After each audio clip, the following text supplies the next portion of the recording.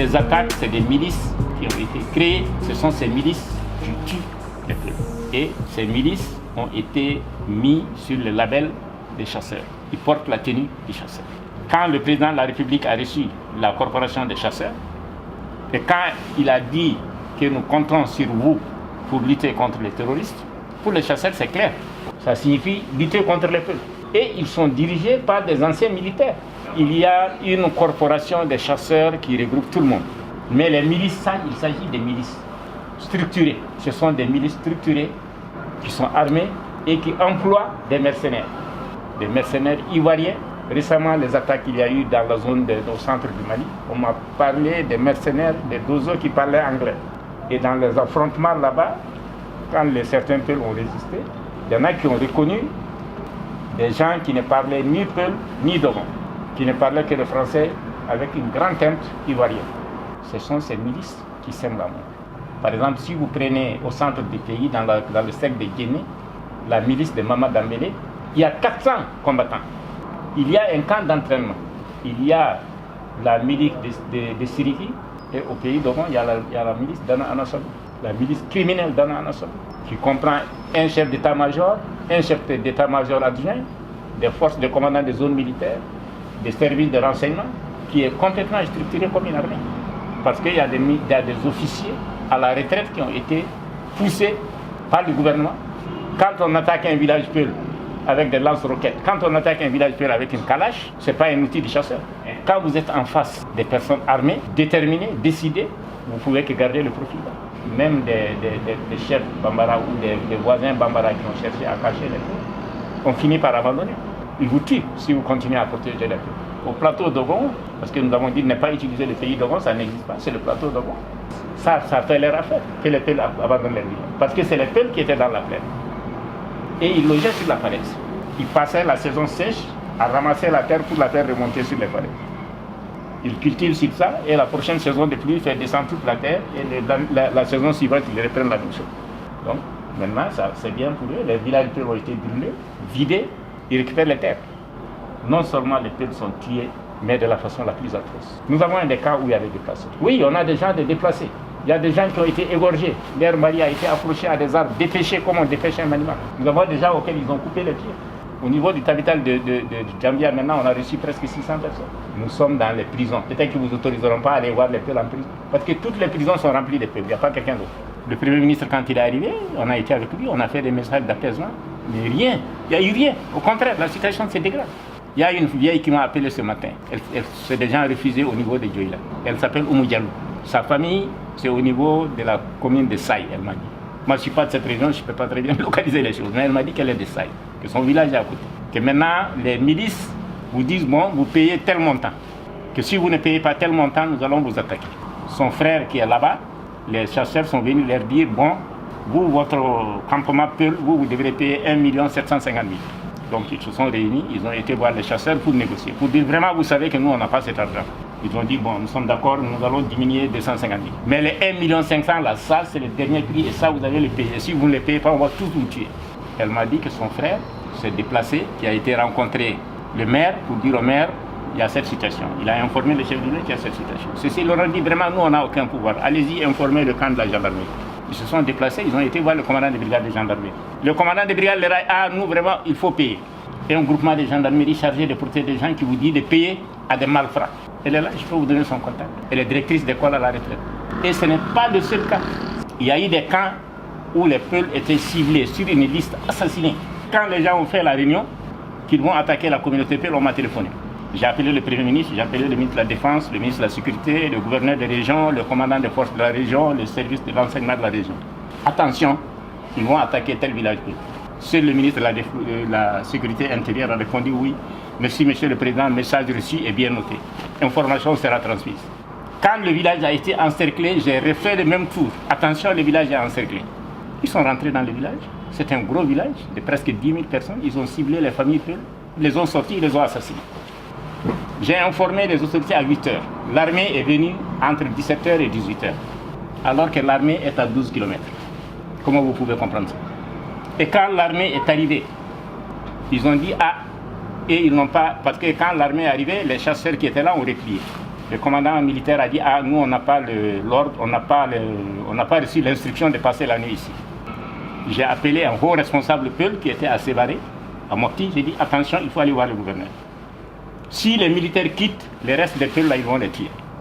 Il ne m'a plus téléphoné. Et c'est seulement le matin, au réveil, j'ouvre mon téléphone, je trouve des messages. En plus des Peul qui avaient été tués, 8 autres ont été assassinés après le départ de l'armée. C'était la même chose au plateau d'Oman, dans le secteur de Kourou. Quand les Peul sont venus évacuer leurs parents, il y en a qui ont dit, ah, nous sommes vraiment fatigués, nous sommes des vieillards, on ne peut pas aller. Amenez-nous à la mosquée. Parce que les jeunes dans le village, moi je ne les connais pas, mais il semble qu'ils ont constitué des brigades de défense. Ils ont défendu le village, quand ils ont entendu que l'armée allait arriver, ils ont replié. Ils ont amené une bonne partie des villages. En tout cas, il y avait à peu près 6 ou 7 vieillards qui ont dit, ah, amenez-nous dans la mosquée. Et c'est quand l'armée est arrivée à 17h, à 17h30, que ces gens ont été brûlés dans la mosquée. Aujourd'hui, dans la région, tout le monde a fui. Ceux qui n'ont pas fui, vous ne pouvez pas accéder aux foires. Les campements Peul, nous n'avons pas où acheter les condiments, ni les vivres, ni le sucre. Vous ne pouvez pas accéder aux soins. Les Peul disent le jour que tu dis Dieu protège-moi, tu ne lui dis pas Dieu donne-moi. Ceux qui habitent Bamako, maintenant les gens se joignent à nous. Parce que quand on leur a expliqué, les djihad, les terroristes ont tué plus de Peul que dans toutes les autres ethnies. Tous les chefs Peul qui n'avaient pas fui ont été tués. Ceux qui sont sur le terrain, si tu défends les Peul, ils vont te tuer. Et il y a les promesses du gouvernement. Le gouvernement promet de faire les choses, mais chaque fois que le gouvernement a passé, après la situation se détériore. Le gouvernement a amené 100 tonnes de riz, 80 tonnes d'aliments de bétail. Ça n'est jamais arrivé au Peul. C'est la faute à qui? C'est la faute au gouvernement. Le gouvernement a les militaires, le gouvernement a les gendarmes, le gouvernement a des cargos pour embarquer ça et amener. Ils nous ont fait faire la réception, ils nous ont filmé, mais c'était tout. Maintenant, non seulement ils tirent sur les hommes, mais ils tirent sur les animaux. Et tu sais de quoi je parle, tu es mauritanien, tu as fui aussi. Tu sais de quoi je parle. Moi, j'ai dit à l'ambassadeur de France, on a tué tellement de gens. On n'a pas entendu même un seul petit mot. Personne n'a postillonné un mot pour condamner. Ils ne font rien du tout. Moi, j'ai reçu le commandant de force servante ici, j'ai reçu le commandant de Barkhane. Je lui ai dit, pourquoi vous n'intervenez pas au centre pour protéger les innocents? Ils ont dit non, le président a dit de ne pas intervenir là-bas. Nous sommes des militaires, on intervient au centre, vous voyez avec votre président et avec Macron. Il m'a dit ça clairement. La ministre est enfermée, c'est comme si tu amènes quelqu'un, tu le mets dans un magasin, tu fais. La ministre ne fait rien, absolument rien. Aujourd'hui, pour être président de Taltal Poulaou, il faut avoir la tête sur les épaules. Chaque matin, on te réveille, on a égorgé une vieille, on a éventré une femme, on a brûlé telle maison.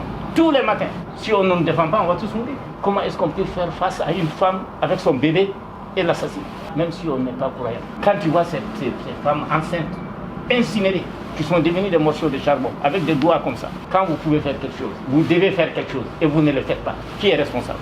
Le gouvernement doit nous protéger tous. Le gouvernement peut nous protéger tous. J'ai dit au président de la République, je l'ai dit quand il y a eu l'attaque au nord, le président Amadou Toumani Touré, il était à Djema, il a fait un appel, attention, pas d'amalgame. Tous les Touaregs ne sont pas des rebelles. J'ai dit au président, dites simplement que tous les Peul ne sont pas des djihadistes. Dites clairement que les gens comprennent que vous ne sous-traitez pas notre sécurité avec des dozos, que vous n'avez rien à voir avec les dozos, les chasseurs. Il ne l'a pas dit. Il a été se promener à Koulogo, il est revenu, il n'a condamné personne. Nous, on n'a pas entendu de condamnation. Il aurait pu même mentir comme les autres en disant que les coupables seront recherchés, poursuivis et en prison. Il m'appelle à 19h pour me dire d'être à l'avion de 6h. Moi, je dis que je ne suis pas un sac. Moi, je ne suis pas un sac contre transport. Et ils ne me font pas faire. Les Peuls, nous aimons notre pays. Nous voulons la paix. S'il y a quelqu'un qui aime le jour de la résurrection, c'est l'orphelin, parce qu'il va retrouver sa mère au moins. Nous voulons pouvoir conduire nos ennemis. Nous voulons rester à côté de nos belles femmes. On fera tout pour que le pays ne soit pas détruit. L'IDR, il parle de 300, 600 personnes. Il n'a qu'à désarmer les milices, c'est tout. Dès qu'on désarme les milices, là, c'est fini, la guerre est terminée. Quand les gens ont été brûlés à Kemasena, ils sont allés se réfugier dans la zone de Nyono. J'ai appelé la ministre d'abord, je leur ai dit attention, les gens ils sont allés dans des zones où il n'y a pas d'eau. C'est l'eau des rizières. Donc ça veut dire que c'est l'eau qui coule dans les rizières, qui emporte les insecticides, les pesticides. Aidez-nous à faire un forage. Ils ne l'ont pas fait. Le gouvernement a envoyé 6 tonnes de mille. J'ai appelé les gens de Taltal Poulaou, j'ai dit si on n'aide pas nos parents, ils vont mourir. Moi, Abdoulaziz, je donne 10 millions. J'ai déposé 10 millions. Quelqu'un d'autre a mis 10 millions. Quelqu'un d'autre a mis 3 millions, 4 millions. On a eu 27 millions. On a acheté du riz, du sel, des médicaments. Quand on s'est préparé à distribuer, il y a eu une horde de motos d'Onzo qui venaient.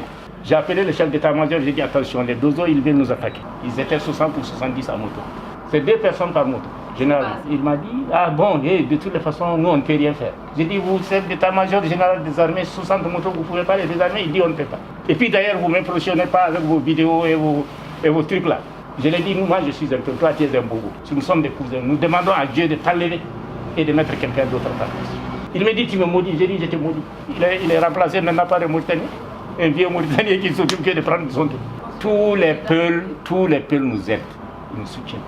C'est depuis longtemps, mais ils nous aident. Même ceux qui sont en Israël, ceux qui sont en Zambie, en Mauritanie, partout, les peuples nous assistent. Et les peuples sont sensibles à ce que nous faisons. Mais maintenant, il y a une prise de conscience globale. Si les pays africains de la sous-région, Mauritanie, Sénégal, Gambie et tout ça, pensent que c'est un problème malien, ils se trompent. L'impérialisme international, les multinationales se fichent que tu sois Peul, Wolof, Serer ou Harati. Ce n'est pas leur affaire. Leur affaire, c'est l'uranium qui va du Sénégal au Tchad. Leur affaire, c'est le pétrole. Leur affaire, c'est l'or. Leur affaire, c'est les ressources. Leur affaire, c'est la position géostratégique. C'est tout. Point. Le terrorisme international, ça, la base, c'est où? C'est eux. Ben Laden a été formé où? C'est là-bas. Si ces terroristes étaient en Afrique, ils seraient terminés il y a longtemps. Parce qu'en Afrique, nous avons des mécanismes socio-culturels qui anéantissent tous ces gens-là. Dans nos pays, là, où est-ce qu'on fabrique les armes? Et en Afrique de l'Ouest, c'est la troisième. Il y a eu la grande évasion Regueïba, au 11e, 12e siècle. Ensuite, il y en a eu d'autres, les Almoravides, Mauritaniens. Mais tous ces gens ont été neutralisés par nos communautés. Ça n'a été nulle part. G5 Sahel, G5 ceci, ça n'ira nulle part. Ils ne financeront pas les G5 Sahel. Avec des arguments fallacieux. Qu'aujourd'hui, si vous donnez les armes aux G5 Sahel, les terroristes vont les récupérer parce qu'ils vont fuir et les laisser. Il y a eu la bombe qui a explosé dans un journal français. Toutes nos condoléances pour les familles. Mais toute la planète entière s'est retrouvée là-bas. Que tout le monde était chargé. On a tué 2000 peuples. Tu as entendu une condamnation, toi qui as des grandes oreilles là? On a mis en place un modus vivendi qui date de plusieurs millénaires. On a créé des liens de cousinage. Et toi, en tant que peuple, en Afrique, tu as 25 ethnies au moins avec lesquelles tu as des liens de cousinage. Si tu prends le Sénégal, les Sérères et consorts sont nos cousins. Si tu viens au Mali, les Forgerons, les Bobos et consorts sont nos cousins. Si tu vas en Côte d'Ivoire, les Djabobas, ce sont nos frères. Si tu vas au Tchad, Niger, les Adjaras, ce sont nos cousins. Même avec les Bambara, nous avons créé des liens de cousinage. Ça permettait de régler les conflits. Si tu dis à un Bambara, est-ce que tu as rencontré quelqu'un? Il va dire à Bambara, je n'ai rencontré ni Mohamed, je n'ai rencontré personne, je n'ai rencontré qu'un peu. Et quand tu demandes à un peu, est-ce que tu as rencontré? Ah oui, j'ai rencontré les Bambara avec. Il a toujours des gros bagages dans lesquels il n'y a que des chiffons. Donc, on a créé ces modus et des activités complémentaires. Il n'y avait pas d'animosité. Vous ne pouvez pas au Mali et partout discuter avec les gens sans qu'ils vous le disent que mon grand-père est Peul, ma grand-mère est Peul. Et aujourd'hui, pratiquement tous les cadres du Mali ici sont mariés à des Bambara. Et ça, c'est dans tous les pays. Ça, c'est dans tous les pays. Les gens qui surfent sur ça, ils savent qu'ils sont sur une mauvaise piste. Nous, au siège de Tabital, on a rencontré toutes les associations de Koulibaly, des Diarra. Tout le monde qui est venu nous apporter son soutien. Et au départ, les gens n'avaient pas l'information, pas une bonne information. C'est quand la presse internationale, avec vous, avec les efforts que vous faites, avec les conférences que nous donnons, c'est en ce temps que les gens s'intéressent. Sinon, les gens, avant, ça ne leur disait rien du tout. Mais il y a des... Amadou Koufa est un chef, mais il y a des Konaté qui sont chefs. Il y a des Keïta qui sont chefs djihadistes.